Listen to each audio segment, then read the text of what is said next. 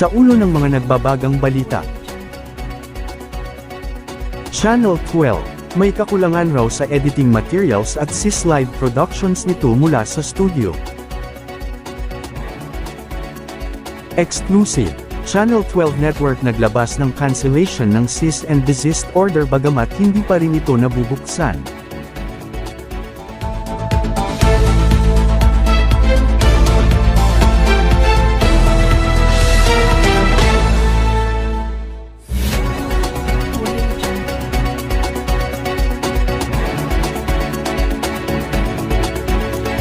Magandang gabi po, samantala nagkaroon po ng sis live productions at kakulangan sa equipment material sa nakalipas na 9 na buwan.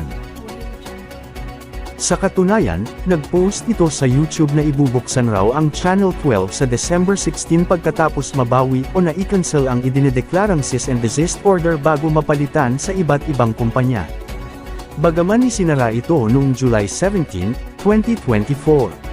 Matapos idineklara ng Minecraft Studios Television Network o MSTN na cease and desist order na may papalit sa 3 TV channels, 2 radio stations, at 60 regional stations sa buong Pilipinas. At sa kadahilanan ngayon, nawalan po tayo ng kahit magaganda na edit at hindi tayo makapaghingi ng permiso mula sa owner nito. Pagbukas man o hindi, tuloy-tuloy pa rin ang serbisyong publiko hatid ng Channel 12 News and Current Affairs. May report si Zombified Piglin. Nitong Pebrero, naglabas na ng anunsyo ang pamunuan ng Channel 12 ukol sa kakulangan sa kagamitan sa studio. Sa kasalukuyan, nanatili pa rin sarado ang Channel 12 compound dahil sa kakulangan sa kagamitan, at nagpatupad sila ng sis live productions. Sumakatuwid, hindi pa rin natatapos ang konstruksyon o rehabilitasyon sa Channel 12 compound dahil ito raw ay katumbas na nagkakahalaga ng 5,350,000 piso at matatapos ito sa 2026.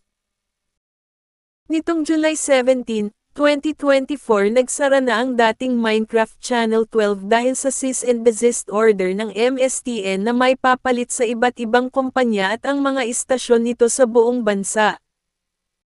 Ngunit, hindi ito sinunod ng mga tauhan nito sa Channel 12. Ayon kay composer at editor ng Channel 12, walang pag-asang maibalik ang kumpanya dahil sa CDO ng MSTN.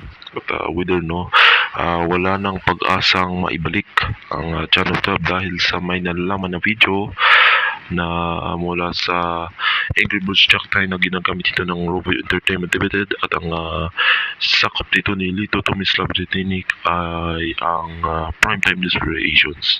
At paano tayo nun? Ang mga empleyado wala na nga bang trabaho? Paano na?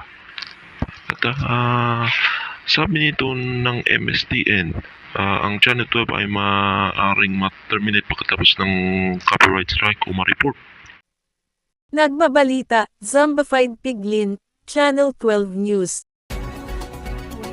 Abangan po ang mga nagbabagang balita ukol sa isyu ng Channel 12, sa pagbabalik ng Channel 12 News.